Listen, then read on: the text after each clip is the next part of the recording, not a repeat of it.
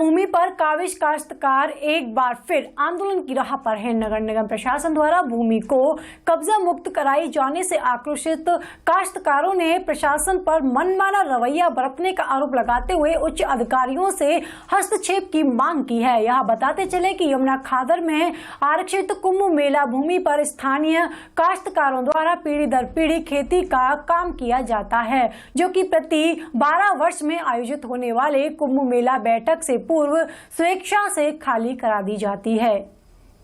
लेकिन इस वर्ष नगर निगम प्रशासन द्वारा लगातार भूमि को खाली कराने के लिए काश्तकारों पर दबाव बनाया जा रहा है, जिसे लेकर स्थानीय काश्तकार जिलाधिकारी से लेकर अन्य अधिकारियों से मुलाकात कर गुहार लगा चुके हैं। इसके बावजूद कोई सुनवाई न होने पर काश्तकार आंदोलन की राह पर हैं।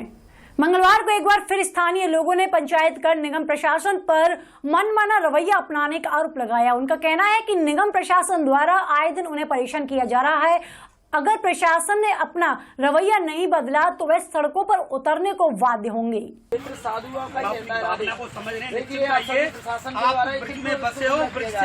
आपको बिल्कुल नहीं भगा दिया जाएगा। जैसे आप हम आपके साथ हैं, हम पूरी समाज आपके साथ है, आप निश्चिंत रहे। यहाँ पे जो महिला एकत्रित हुई है, विरोध कर रही है, किस बात को लेकर विरोध कर रही है? इसलिए कर रहे हैं कि निगम के शैलियाकांत भेजता है इनको, निगम को गाड़ी लेके आते हैं और ट्रैक्टर लेके आते हैं, जेसीपी लेके आते हैं कि तुम्हारी झोंपड़ियों को तोड़ेंगे, तुम्हारी गाय भैंस को ले जाएंगे और तुमको भी ले जाएंगे, तुम्हारे बच्चन को भी ले जाएंगे। हम अपने बच्चे पाल रहे हैं भैया और गाय भैंस पाल के अपना धंधा खेती कर चले आ रहे हैं। कम से कम हमें हो गई 80 साल हो गई।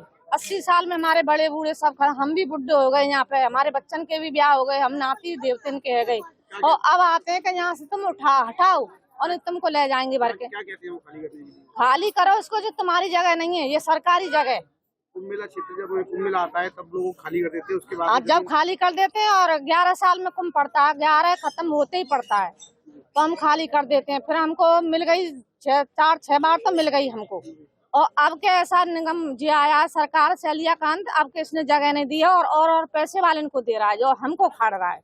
क्या मांगे आपकी सरकार? हमारी ये मांग है कि हम यहाँ अपना पालन कर सके, अपने बच्चन को पाल सके, हमको जगह मिले, न्याय मिले यहाँ। जी, सबसे पहले तो मैं आप मीडिया बंधुओं का बहुत बहुत धन्यवाद करता हूं, जो आप हमारी बात को देश में कोने कोने पर बैठे हुए लोगों तक पहुंचाने का काम कर रहे हैं। मैं राष्ट्रीय संत गोपाल नंद गिरी जी महाराज राम जन्मभूमि पंचायती अखाड़े का उत्तराधिकारी। जो महापंचायत की जा रही है, ये पंचायत की जा रही है, क्या कारण है, किस कारण से ये पंचायत की जा रही है? जी मानवर, मैं आप सबको अवगत करा दूं, इस पंचायत का एक ही उद्देश्य है कि जब से वृंदावन बसा है तब से निषाद समाज के लोग यहाँ पर रहते हैं और ये खेती बाड़ी करते हैं और प्राचीन समय से नवका चलाने का काम कर रहे हैं। मगर कुछ समय से आज हमारे वृंदावन के कुछ दबंग लोगों के द्वारा, जैसे मुझे अवगत करा गया है, यहाँ के शैलकांत शर्मा जी जो हैं, उनके द्वारा इस समाज को पीड़ित किया जा रहा है। कभी नावों पर अत्याचार होता है, कभी खेतों पर अत्याचार होता है। वर्षों से तय होता था कि जब कुंभ मेला लगेगा तब आपको जमीन खाली करनी पड़ेगी, उसके बाद में आपको जमीन दे दी जाएगी। सदियों से होता चला आ रहा है और यही करते आ रहे थे, पर अब की बार कुंभ लगने के बाद में इनको जगह ना दे करके जो भूमाफिया हैं, बड़े बड़े दबंग लोग जो हैं, उनको, इन लोगों को उजाड़ करके उनके द्वारा खेती कराई जा रही है, उनके द्वारा अतिक्रमण कराया जा रहा है और वृंदावन के जो मूल निवासी यहाँ के रहने वाले हैं उनको बेसहारा करके भगाया जा रहा है। क्या इसमें साधु संघ इनका सपोर्ट करेगा? जी, मेरा मानना तो ये है, देखिए मुझे नहीं लगता कि कोई विशेष कोई मठाधीश साधु कोई इसमें हमारी सपोर्ट करेगा, क्योंकि जिसके पास में बल है, जिसके पास दल है, उसका सब कुछ है। हमारे इस निषाद समाज के पास ना बल है ना दल है, इनके पास अपने आंसुओं के अलावा और कुछ भी नहीं है। पर एक बात ये सरकार तय कर ले, क्योंकि ये बात हमारी सिर्फ मथुरा जिले तक रह जाती है, माननीय प्रधानमंत्री तक, मुख्यमंत्री तक हमारी बात नहीं पहुंचती। क्योंकि योगी जी को हम बुरा इसलिए नहीं कह सकते क्योंकि इसमें योगी जी तक हमारी बात पहुंच ही नहीं रही है।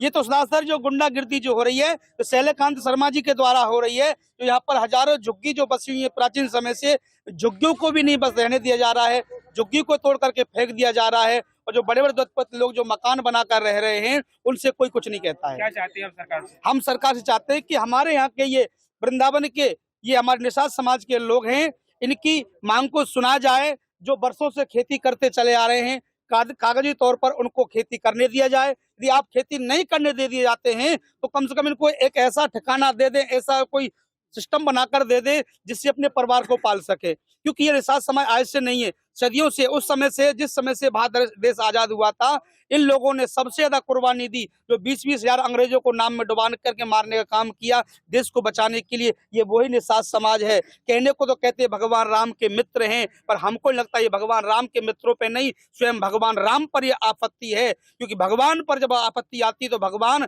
अपने मंदिर को छोड़ के, अपने नगर को छोड़ करके चले जाते हैं। तो आपसे कहने का तात्पर्य यही है कि सरकार हमारी बात को सुने और जिससे निषाद समाज को ये अधिकार मिल सके, इनके दर्द को कोई सुन सके। हमारे वृद्ध महाराज जी आज सुबह से रो रहे हैं, इनके पास में भी जेसीबी वाले के हटाओ, ये सिर्फ झुग्गी बना करके बैठे हुए, मकान नहीं बना रखा, बंगला नहीं बना रखा इन लोगों ने।